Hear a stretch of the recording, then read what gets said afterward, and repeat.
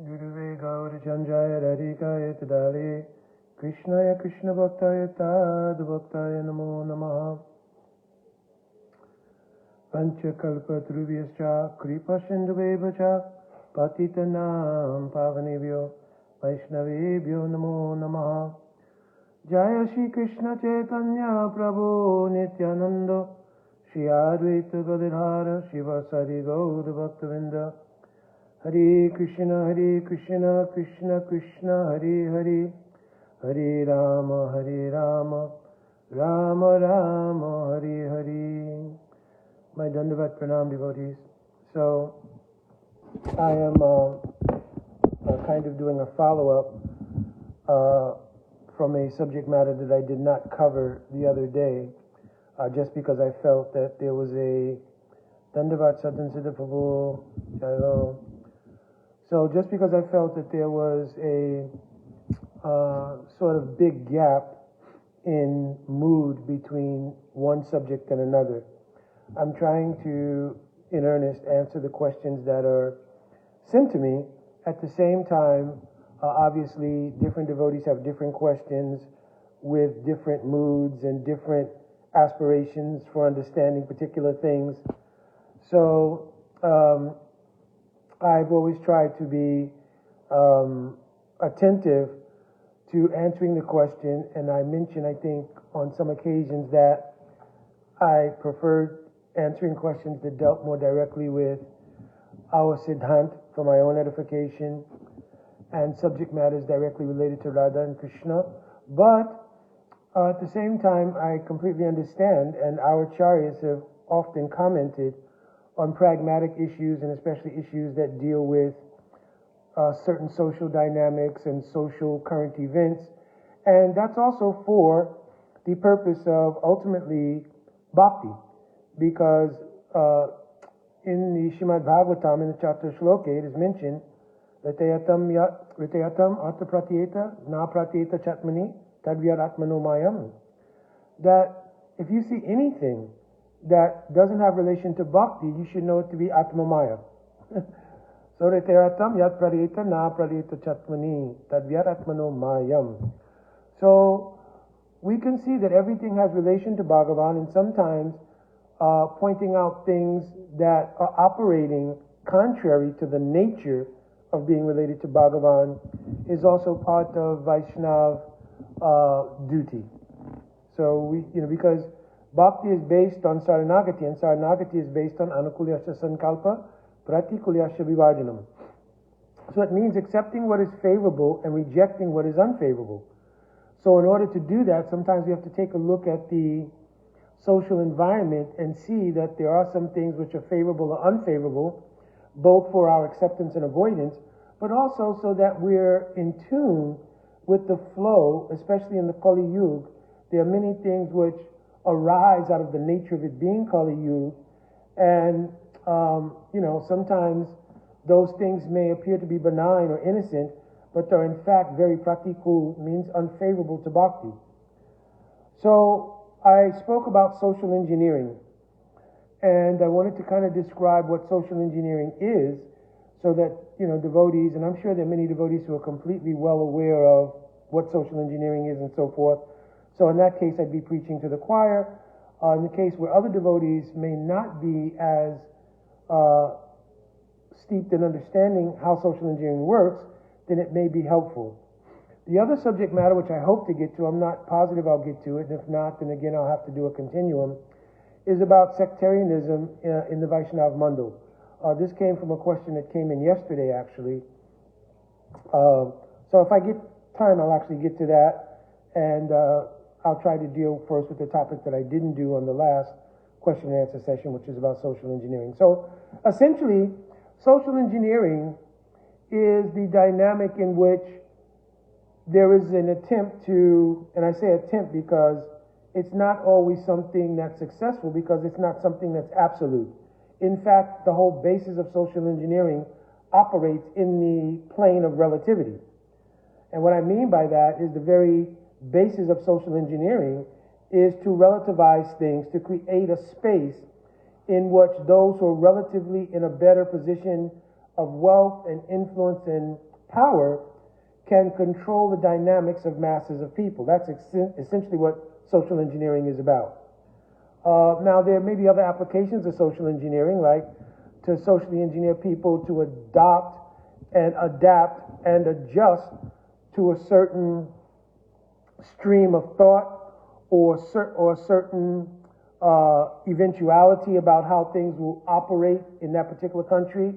So those are also things which obviously use social engineering. Certainly, the advertising industry uses social engineering because in order to get people to buy a particular product, then you have to socially engineer the psychology of people to want that product for one, and especially if the product is not essentially good for them. Just like the cigarette industry and the alcohol industry, and even sometimes, in many cases, most cases, the prescription drug industry, they're expert at socially engineering through advertisement people to accept the idea that things which are inherently not good for them are good enough to not only accept into your body, but to pay to do it. So that's one example of an application of social engineering regarding commerce. But the larger scheme of social engineering is, again, where those who are in the relative positions of wealth, influence, and power seek to control the outcome of people and resources, and in most cases to their advantage. Now, whether they believe this is being done out of a lack of trust that the masses of people can control their own destiny, or in order to, which in most cases is the accepted idea, to in fact themselves usurp the position of God and hence become the controllers, right? Because in Bhagavad Gita we have in the chapter on divine and demoniac natures that part of the demoniac mentality is Ishvara Hamaham Bogi. I am the controller, Ishvara, and the Bogi, the enjoyer. So those persons who are in relatively smaller numbers, obviously, than the mass amount of people, but they still seek to control the masses of people and the resources of the planet, they obviously devise a means by which they can, with their wealth, influence, and power, socially engineer the society to become acceptable to that, so you don't have rebellion, so you don't have uprising, so you don't have a pushback against whatever agendas they see fit to put in place. So one of the ways to do that is obviously first and foremost to remove an absolute truth. In every single religious tradition, the Supreme Lord is accepted as the absolute truth, whether it is Islam, Christianity, Buddhism, Vedic culture, meaning our Vaishnava Dharma as well, any genuine spiritual religious ideal, the absolute truth is God himself.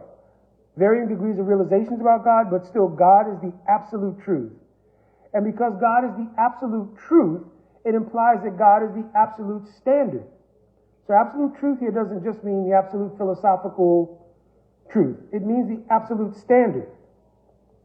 So that standard is the absolutely applicable standard for everything. That would include an absolute standard for morality.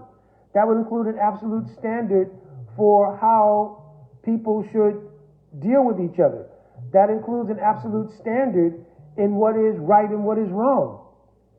So, in order to remove that absolute standard, because once you accept it as an absolute truth, and you look at any religious tradition, the doctrines in those traditions lay out an absolute standard for all these things. Morality, the operation of society, what people and how people should interact with each other. It's all laid out in their doctrines, right? So if you wanted to remove absoluteness, if you wanted to remove an absolute standard related to the absolute truth or the personality of God, then what you need to do is make God relative. So that's the first step in social engineering. It is difficult to remove because if you have 9 billion or more people on the planet, and it's estimated that 75% of them absolutely accept that there is a supreme being beyond themselves, you'd be hard-pressed to do away absolutely with the idea of a God. So what you do then is you make that position relative. And the way you do that is you take a minority opinion with atheism and agnosticism. These are minority opinions, actually.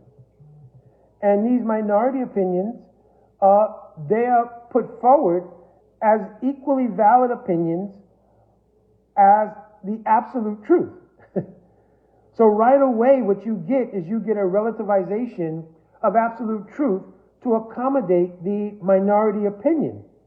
You understand? The subjective minority opinion becomes equally valid in social engineering as the absolute truth.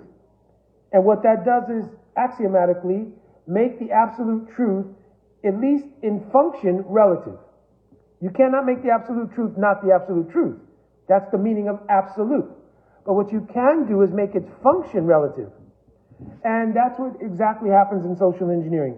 And once you create relativity in the operation of the absolute truth, you can now introduce an alternative control of everything.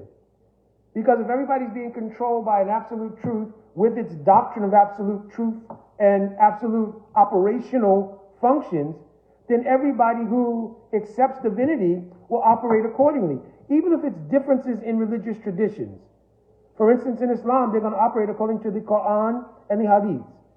In Christianity, they're going to operate according to biblical text. In our Vaishnava Dharma, we have Srimad Bhagavatam as our Mool Sastra, and we accept all the Sastras which are in support of Srimad Bhagavatam. This is our operational principle, this is the absolute philosophical truth, and this is the absolute standard for everything that we do in our lives. So, if you can get a situation in which you can now have that operational relativity, right, at least for a good portion, right, it's not the majority, it's a minority, but still a good portion of the social body, then you have a very good chance to place yourself in the position of absoluteness. You understand? Because you're removing the actual absolute. It's almost like the story of Pundraka Vasudev in Krishna Lila, right? His attempt was to remove the idea that Krishna is Bhagavan by putting himself in that position and adopting falsely two more arms. So in the same way, those who are the social engineers or behind social engineering, they want to put themselves in the position of God.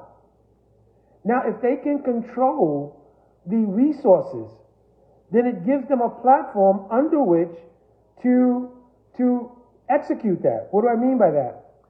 If your day-to-day existence, which is based around the resources, at least materially, and other people control those resources, your food, your water, even the nature of the air you breathe, every single thing else, and they also dictate the operation of your life.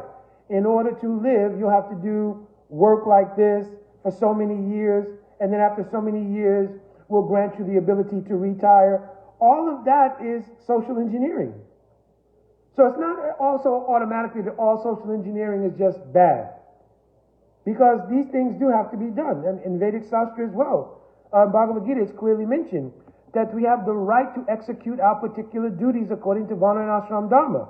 We're not entitled to the mentality of being the enjoyer of the fruits. You understand?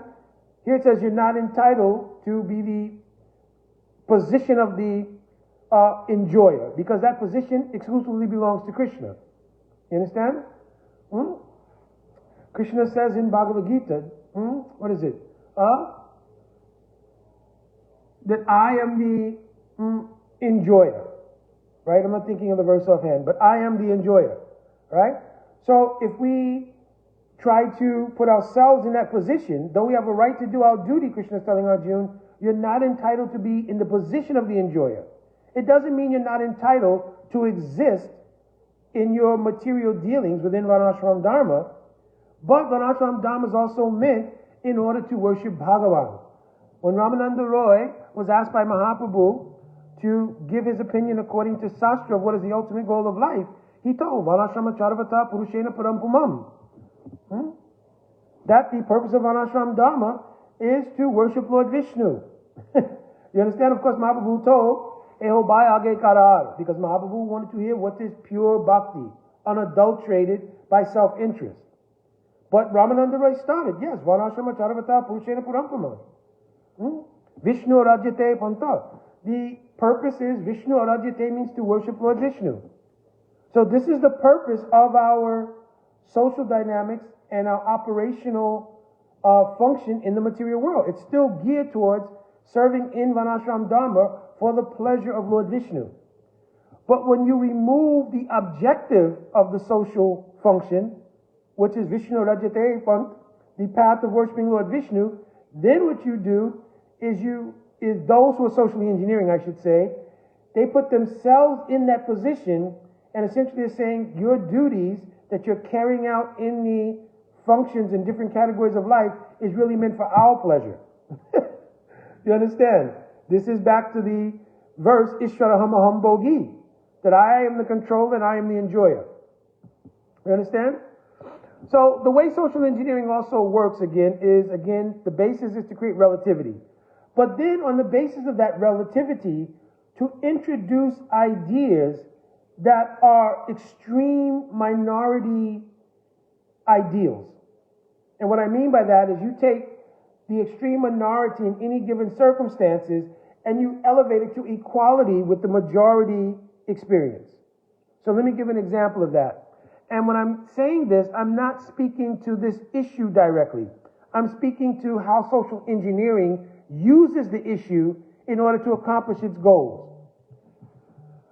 Obviously, in our contemporary society, and it has been historically since time without beginning, there are men who identify as women and women who identify as men. This is not something that's new.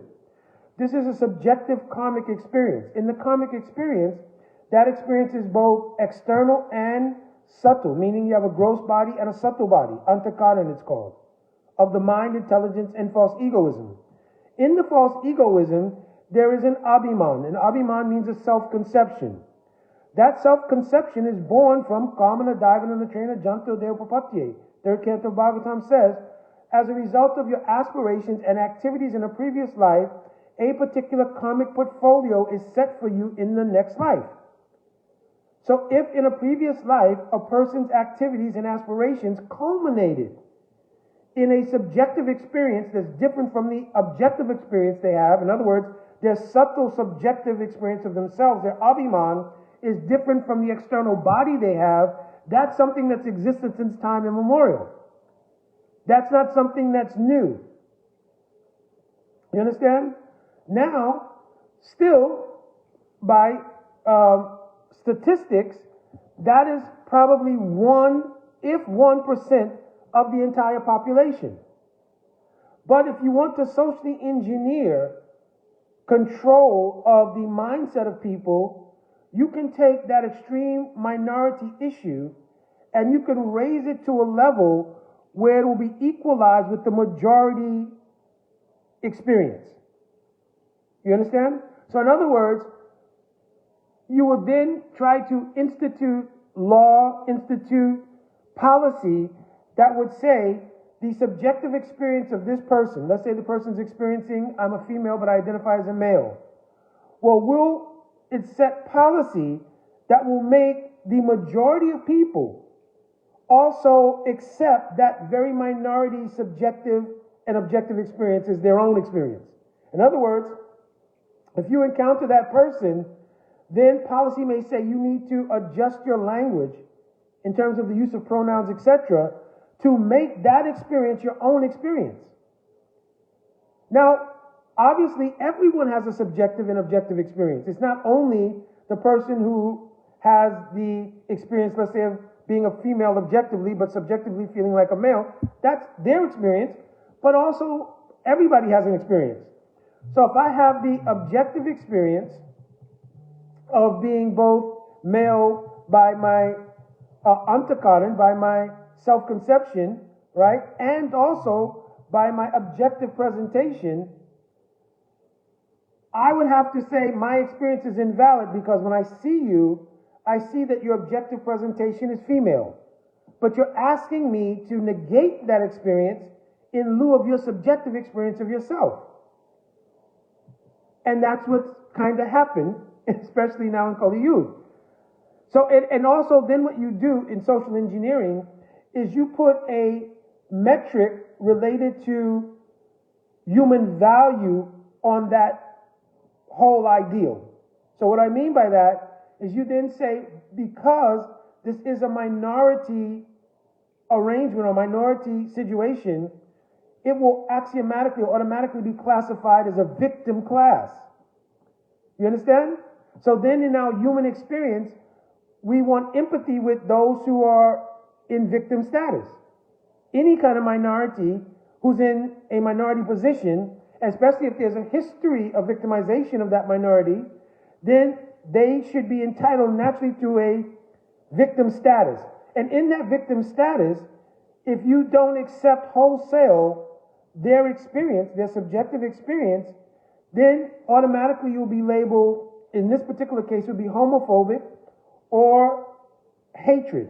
So those two things will be automatically tagged to you for not accepting that subjective experience of that minority person's experience.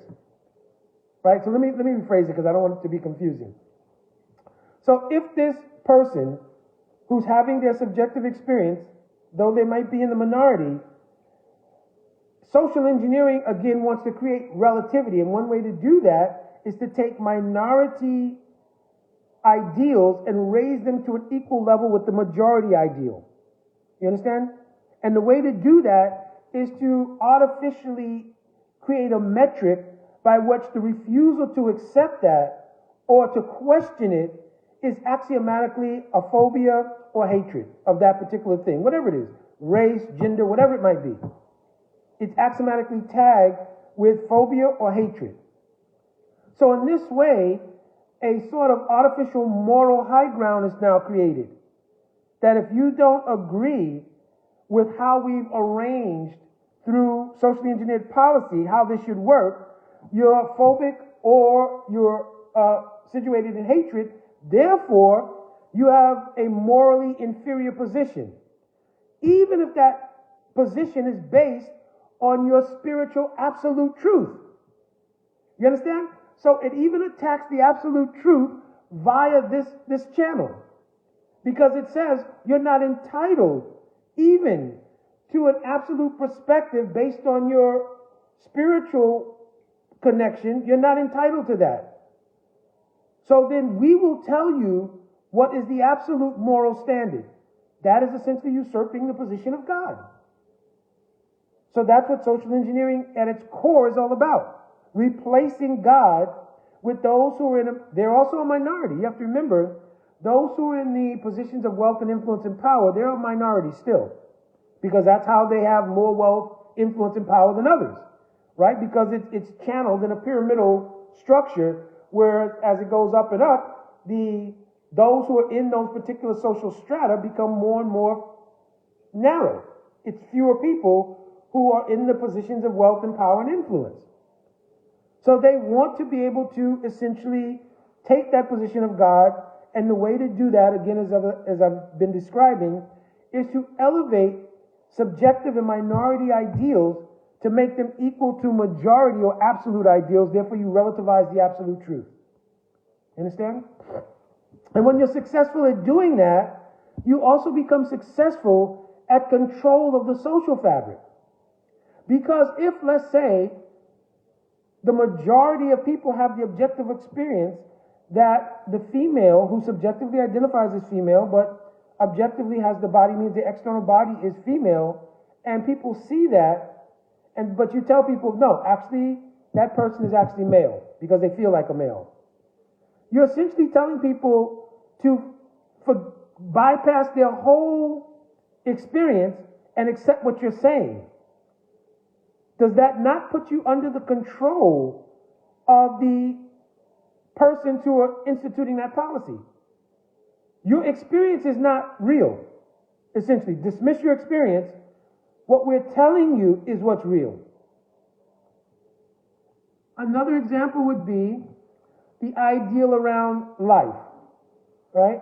So these subject matters, sometimes they're difficult to deal with, especially for those who are really, just trying to do their Vaishnava Dharma, right? To have to hear about these things sometimes even difficult. Sometimes difficult for me to talk about them. But again, I would be remiss if I said, well, I'm not going to discuss it when somebody asks. I'm just simply going to speak only in relation to certain things. Because if I didn't do this, then it would indicate that even though previous acharyas have made comment on, Srila Prabhupada famously in many purports commented on the social dynamics, right? So we should not shy away believing that spiritual life is somewhat of a sort of recluse or something from all of these things. These are the realities of Kali Yuga and especially of the material atmosphere. So another thing that comes up around this issue is like in abortion. In abortion, again, there is a socially engineered idea of what constitutes life. So if the idea is to control the population, because another part of social engineering is not only to control the social fabric, but to control the expanse of the social fabric. In other words, to control population. So to institute policies that would create a diminishing of the population is a popular part of social engineering in the Kali Yuga among those who have the Kali Yuga mentality. You understand? So one way to do that is to, one, break up the idea of a nuclear family based on the ideal of a male and female, and for instance, in our particular tradition, the Grahastashram, right? Grahastashram is meant as a facility of service within Varnashram Dharma, right? Chaturvayam Risistam Gunakama Vibhagasha.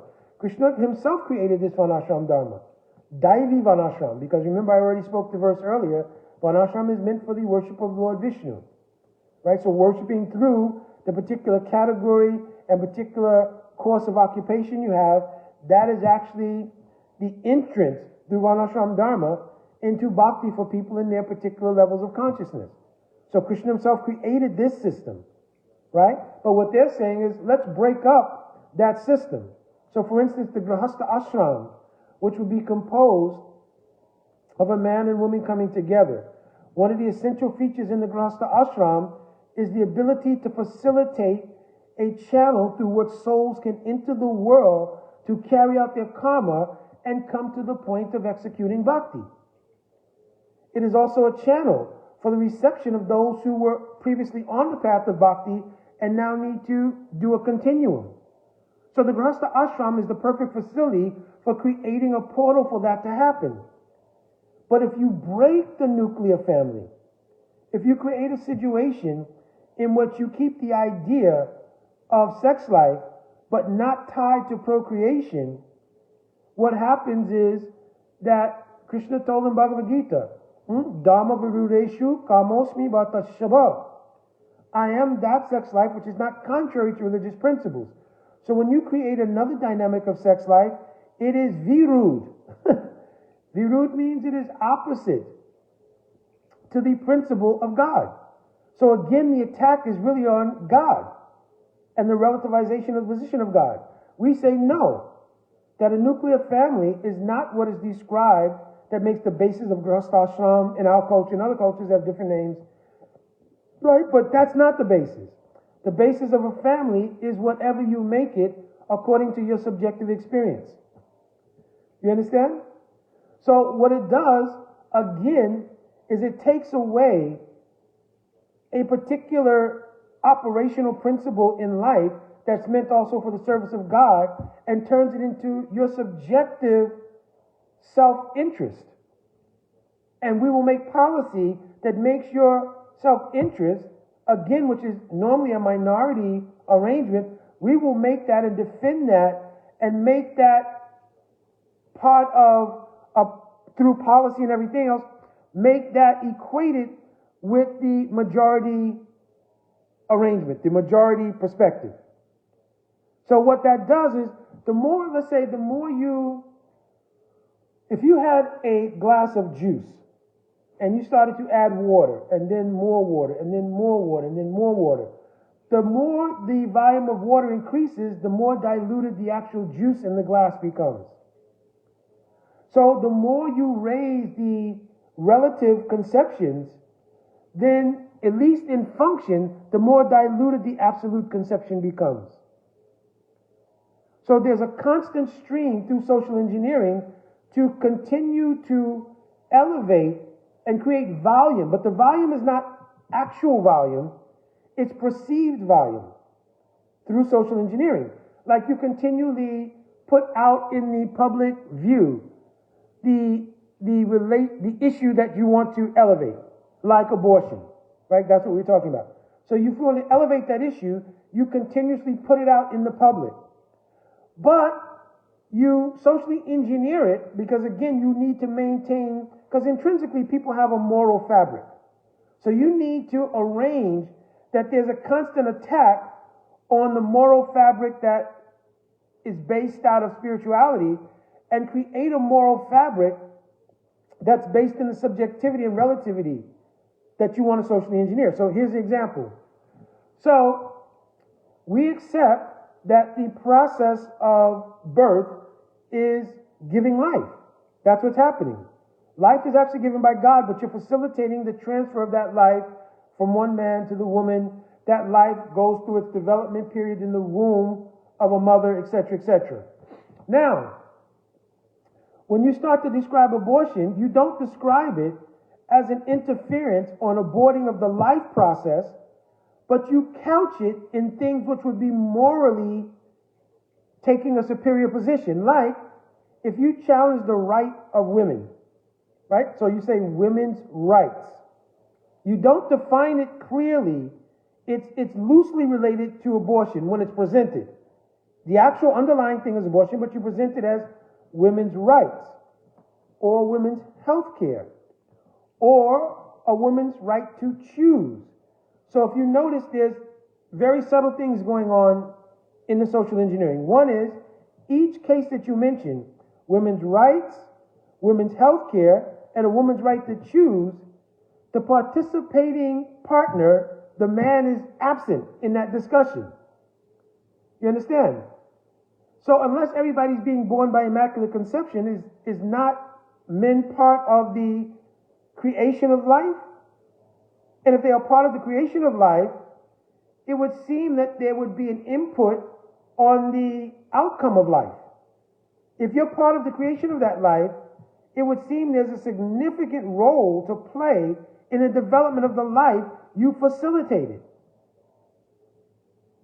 But in the argument that's presented from social engineering, in the language, because language is very heavy. Language, when you adjust language, you adjust thought process. And when you adjust thought process, you adjust reality. So you remove subtly the man from the picture by saying it's women's rights, women's health care, and a woman's right to choose. Now, when you really look at it closely, which one of those things are actually under attack? If you say women's rights, first of all, you stated something in the plural, right? Women's rights. So now you conflated one issue with a plethora of issues that's not even under discussion. For instance, a woman's rights may be a right to vote, to work, a woman's right to do so many things. Are any of those things in question? No. What is in question is the right to a life that's dependent, but it's still a life. That's the question. Can we take that life or not? That's the real question. But it's socially engineered as rights, which indicates if you don't allow me the right to abort this life or to kill this life, you're taking away all my other rights. You understand? So that creates a moral superiority that doesn't really exist because nobody's questioning the rights. Similarly, women's health care. Is there anybody who's opposed to a woman's health? That's not, again, really the issue that's under discussion. The issue that's under discussion is whether it is okay to take the life process away from someone. That's the singular issue that's under discussion. It's not health, it's not rights, it's not even choices. Because there's so many pre and post choices that are available. So here, if you're asking for the right to utilize the healthcare system to make the choice to take the life, an independent life. It's dependent in its growth, but it's an independent soul. It's an independent set of DNA. Even embryology and everything else agrees at the time of conception, there's a whole separate human being there. You understand? So the only and singular issue is, can I take the life or abort the life of this human being? That's the only issue. All the other issues are socially engineered coloring to again create a moral superiority, for one, and for two, to obfuscate the relativization of the agenda to create depopulation. You understand? So social engineering is just so insidious at its core because it's all designed to attack the very principle of the absolute truth. But those who are obviously in wealth and power and influence, if they're Ishrata Humbogi persons, then they're also very expert at doing that. So now, in that same issue, I was once asked, because I obviously had a career in law enforcement, I was asked that in many places, if a woman is pregnant and there's a homicide by a perpetrator, that perpetrator would be charged with double homicide. Because you're not only killing the mother, but you're killing the child as well.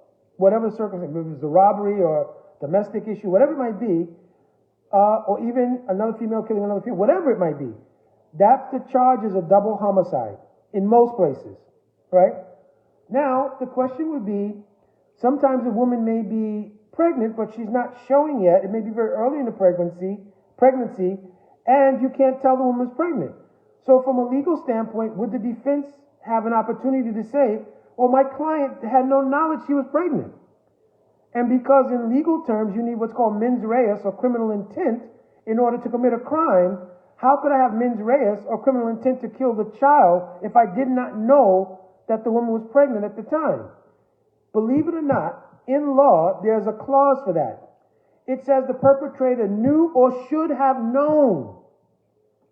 Now, obviously, the perpetrator may have not known, but the statement should have known is the legal clause to still capture the protection of a life that's in the womb. So even in legal operation, the principle of protecting the life in the womb is present. But here the idea is, if the perpetrator of aborting or taking that life is changed from a criminal person to the, quote, mother of the child, then the standard changes. So now it can be everything from a zygote to a lump of cells, etc., etc. Now, in a case that's tried in court, it's considered a human being, a human infant, and therefore the person's charged with a double homicide. But in the case, if the mother electively chooses to abort the life, it now can become, by nomenclature and semantics, zygote, lump of cells, etc., etc. But again, this is how social engineering with relativity works. So I'm just pointing out some issues, not to point out or to give guilt or shame to people who may have had to go through that. Because many people, being unenlightened or unsupported, may have in fact had to go through a situation or chose to go through a situation in which they aborted a child. We should not demonize or eternally condemn somebody who's gone through that experience. Because that experience was born probably out of a lack of being illuminated around the ideal of what they were doing. If they were truly illuminated, they probably would not have done it. But under the social engineering, and the social engineering providing facility for it, then these things take place. So I'm only trying to point out issues. There's so many issues with these things, but I'm not trying to go down such a deep rabbit hole with every single thing. Of course, in abortion, you have the whole history of it with eugenics, so many different things. But the point I'm trying to make here is to show how social engineering works. And why? Because if we don't see that, and our Vaishnava Mundo is very porous. Porous means that there's so many different sanghas, which I'm going to segue into the next section of what I want to talk about. There's so many different sanghas, and also so many of the stalwart saint Pati Bhaktas, Srila Prabhupada, my Guru Pada Padma, so many stalwart Vaishnavas who were saint Patis in the army of Mahaprabhu, they have entered Samadhi and gone on. So now the same nature of protection that's surrounded by their energy and by their power, various sanghas, that's not so much there. There's certainly very high class of Vaishnavas still present on the planet and in each of these sanghas. But those same Pati type bhaktas, that's more and more rare.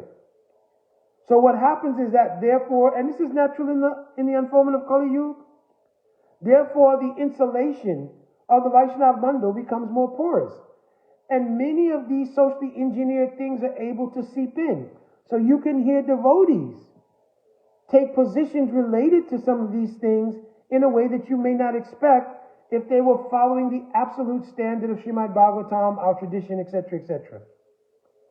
You understand? So therefore, relativity now enters into the Vaishnava Mandal. So the real basis of this whole conversation is the caution around that. You understand? It's not about the issues themselves. It's not about issues related to sexuality and gender. It's not about issues strictly related to abortion and so forth. It's about the social engineering that comes behind these issues in order to be an agent of Kali Yuga. This is the real purport of what I'm speaking about. So speaking on that, I hope the point was made. And Prabhuji, I'm sorry I didn't get to... You can see that this is more of a diverse issue than what I was speaking about the other day, which is why I did not address it there. And I appreciate your patience and understanding that I waited and I did it today. And again, I'm offering that you can always write me if you want to have further discussion on it. I'm not so sure I want to continue as a discussion on this forum, right? As you can see, I've even struggled to some degree to present the whole thing because it's something we should be aware of, but not something we should put all of our attention and focus in, because actually our attention and focus being engaged in the service of Hari and Guru and Vaishnav is the natural remedy for all these things. It's the natural road of enlightenment and also insulation against these things. It's described as Srila Gaurapachara's Babaji Maharaj, by the power of his bhajan sadhan, was holding back the influence of Kali Yuga. So we should have full faith, paramatik shraddha, that the process of sadhan bhajan, service to Hari, Guru and Vaishnav, is the methodology to combat all of these things. But without being aware of their presence, and without being aware that it is actually an issue, then there can be some naivete regarding it, and therefore some of it may seep through pores in the Vaishnava mandals and find some resonance there. You understand? All right, so this segues kind of into the second topic, which should be relatively short because I did do a whole sort of video on this before, and that was about sectarianism within the Vaishnava mandal. And long story short, there's no place for it. Srila Bhaktivinoda Thakur mentioned very clearly that the greatest threat to Vaishnava Dharma was the nature of sectarian dealings. This is directly from Srila Bhaktivinoda Thakur. Why? Because the possibility, and in fact the high percentage of the commission of an aparad is always present when there's a spirit of sectarianism. What does Vaishnava aparad mean? Hanti nindanti vaidveshti Vaishnavam navinandati krujyate no hashanam darshane patana nishat. Padma Puran is describing what is aparad? To physically harm a devotee, to harm the reputation of a devotee through ninda, or to ascribe a certain status to a devotee which makes their association undesirable when it's unwarranted. For instance, if you simply say a Vaishnava is not allowed to come to our Sangha simply because they belong to another Sangha. Because what does the word Sangha? Samyak rupen anugamana. Someone who's taken up the anugatya of a sadhu and has tried in their Sangha to advance in bhakti. This is what Sangha means. Sadhu Sangha. Sadnoti sadayati cha Krishna prem itti sadhu. Coming under the anugatya of a sadhu who's realized Krishna prem and trying to yourself grow in their anugatya, this is the meaning of a sangha. How would it be that if you've genuinely done that, then your quality is unsuitable to associate with another person who's doing the same thing? So therefore we have to start to flush out. If you're saying that a person from one sangha should not be allowed in another sangha, the question is, whatever sangha is promoting that, are they truly doing sadhu sangha? Because there's inherent aparad in that idea. Vaishnavam navinandati, to fail to welcome and please a Vaishnava is aparad. Now, if you say, well, yes, that's okay, they're in a good sangha, their Gurudev is pure devotee, etc., but but still, we think that it's better to keep the sangha separate. What Sastra Praman is that based on? What the Charya Vakya is that based on? So therefore, again, we're taking upon ourselves to institute something, much like social engineering, we're taking upon ourselves to institute a policy, again, that generally comes from a minority opinion. Because if you look at most sanghas, a lot of the decisions of what goes on in that sangha comes from the hierarchy or the ecclesiastical body of that sangha. So that ecclesiastical body is not implicating the whole sangha in aparad, right? By coming up with a minority opinion for whatever reasoning. I'm not going to even get into the myriad of reasonings that people may have around these things. But still, if you in fact put up a barrier between Vaishnavas who are doing sadhu sangha and other Vaishnavas who are doing sadhu sangha, that is akin to the aparad that I've mentioned, Hanti Nindanti, and also Vaidveshti and Vaishnavam Navinandati. Dveshti means envy. So certainly it creates an atmosphere of envy. Because envy, the root of the word envy is, like in our Shastra, we call it Matsarya. Matsarya means literally the idea of my self-interest over the self-interest of another person. Because Matsarya means a larger fish eating a smaller fish. You could say like that. That's one example given. So Matsarya means my interest over and above the interest of others. And if I can get a grouping around that ideal of my interest now becomes our interest over the interest of another, then that is Matsarya. And if that Matsarya exists, how is it possible for you to digest and realize what is in Srimad Bhagavatam?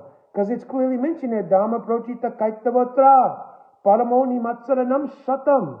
Any Satam, sadhu, who really wants to understand Srimad Bhagavatam has to be near Matsarya. They can't have this idea of self-interest and envy. So the display of that is Vaishnavam Navinandati, to fail to welcome and please another Vaishnava. And if it's done duplicitously, oh yes, please come, give a little prasad, take darshan of the deities. But what is the heart of any Vaishnava? Kirtan, the first most prominent anga. There are 64 angas of bhakti distilled to 9. Like Shravan, Kirtan, Vishnu Smaran, Parasevan, Macham Vandam, Dasya Shakam, Atma Nivedanam, based on Iti Pumsa Aprita Vishnu. Having done Saranagati, doing these 9. But those 9 are distilled to 5. Nam Kirtan, Sadhu Sangha, Bhagavat Shravan, Mathura Vasa, and Sri Murtaya Shraddhaya Sevan. So, and among those 5, what is prominent is Kirtan. So to have a Vaishnava come and to offer Bhojan, means prasad, to offer darshan. Oh, you can have darshan of Thakurji, but you can't glorify Thakurji. To do such a thing is aparad. My Guru Pada Padma, I don't care what Vaishnava came, my Guru Pada Padma would offer opportunity. Oh yes, certainly prasad will be given. Certainly take darshan of Thakurji. Speak Harikatha. Speak something.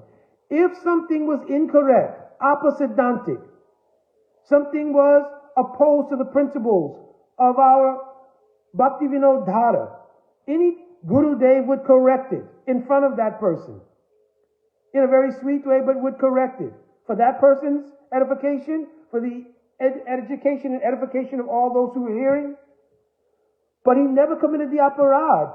Oh, you come, take darshan bhojan, but don't do any kirtan. Or if you do kirtan, it should only be rag and tal kirtan.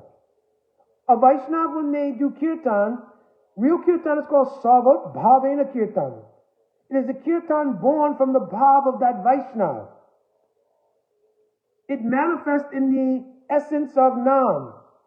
Hare Krishna, Krishna Krishna, Hare Hare, Hare Rama, Rama Rama, Hare Hare. But that Hari Nam is the root, and the Hari Katha that they'll speak is a swarup of that Nam. So if you prevent them from doing kirtan and kirtan, right, it becomes aparad. If especially born from envy, malice, or self-interest, that you prevent that. If any Vaishnav comes, you should immediately, oh Prabhuji, have a seat, swagatam, offer something. Then immediately, oh please Prabhuji, Guya Makiti Prichatik, speak some Hari Katha. Didi, Mataji, speak some Hari Katha. If there is some discussion to be had, then of course you can have discussion. Guya Makiti Prichati means between Vaishnavas, part of Vaishnav Maitri, a friendship, Guya Makiti Prichate, to exchange confidences, realizations. It may be there's some point of Siddhant, you cannot agree. No harm. You will reconcile at some point. But to bar Vaishnavas and so forth, this comes under aparad. What to speak of krutyate, to become angry upon that Vaishnava's presence. Therefore, no harshanam darshane. Harsh means happiness. To be unhappy to see the Vaishnava. Oh, they're here from this Sangha. Oh my gosh, what do we do? We really don't want them here. This becomes aparad. And no way bhakti can reside in that heart. No way. Not possible. And even if it's done through diplomacy backed by duplicity, it is also not going to yield any good result. Because diplomacy, which is underlined by duplicity, oh please come, oh yes, I like you, it's okay, you're very good, your Gurudev also very good, but don't speak your tongue. Don't associate intimately with devotees here. Understand? Or the mentality, somebody's going to steal devotees. How you steal devotees? How will you steal a devotee? I'm still trying to find out what is the mechanics of stealing a devotee. A devotee is an individual. They have a heart. They have a consciousness. And if their consciousness allowed them to bypass all of the possible filters it took for them to come to the point of coming to bhakti, do you not think that they have enough intelligence to discern what I should do with my life? They've already made a decision to bypass so many possible hurdles to even come to the point of bhakti. That bhakti also may be the genesis of activity from a previous life. They're bhakti samskars. And if you interfere with that in the name of, oh, this devotee stealing, this devotee, this becomes mundanity imposed on the actual process of the unfoldment of bhakti samskars. And in doing so, again, aparad is committed. Understand? So I just wanted to speak on that briefly. I've spoken on it at length before.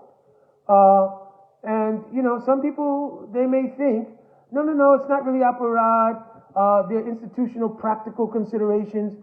But you cannot escape the reality of what happens. If you fail to welcome a Vaishnava, and I've already explained, the elements of welcoming a Vaishnava can't be limited to Bojan and Darshan. Here, take some prasad, take a Darshan and Takaji, and then you may extend it a little bit. Okay, you can sing. Understand? What comes out of the heart of a Vaishnava when they're singing Nam Kirtan or singing any bhajan is their own inner realizations. It's not about Rag and Tal Kirtan. Many tremendous melodies completely void of any actual realization or mood. You understand? Kirtan and Nam is always going to be auspicious. Vaikuntha Nama Sesha Agam Haram Vidu. Always. Even Sanket Parayasam Vastavam Helalam Vav. Even if it's Namabas.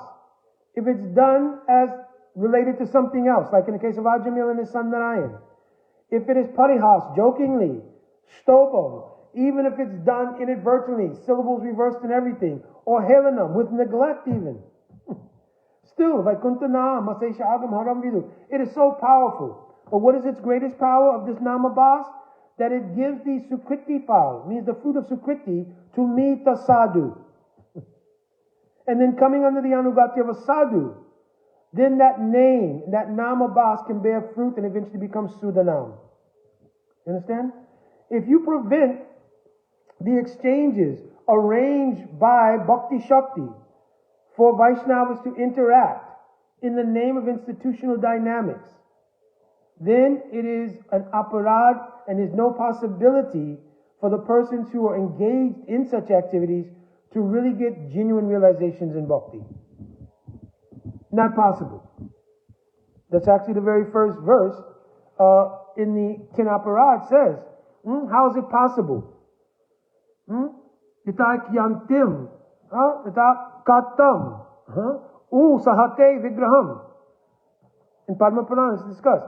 If you commit this parama aparadam, that's what it's called, paramam aparadam, this highest class of aparad, or Vaishnav aparad is also compared to a mad elephant, hati mata, alright?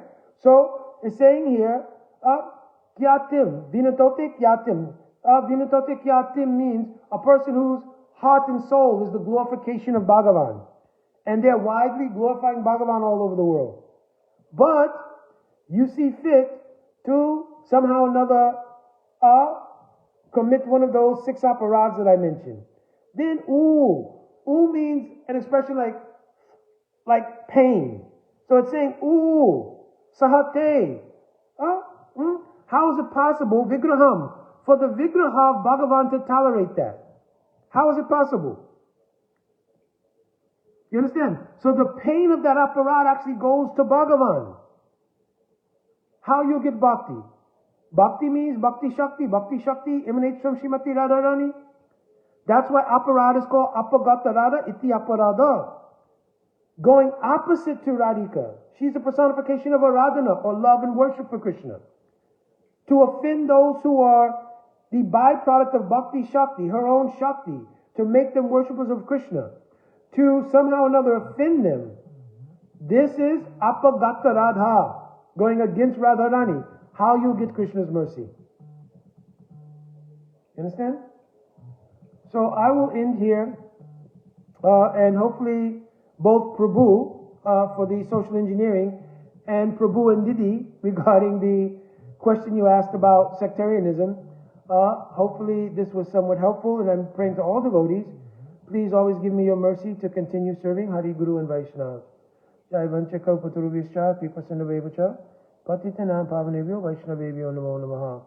Jai Radhe Radhe.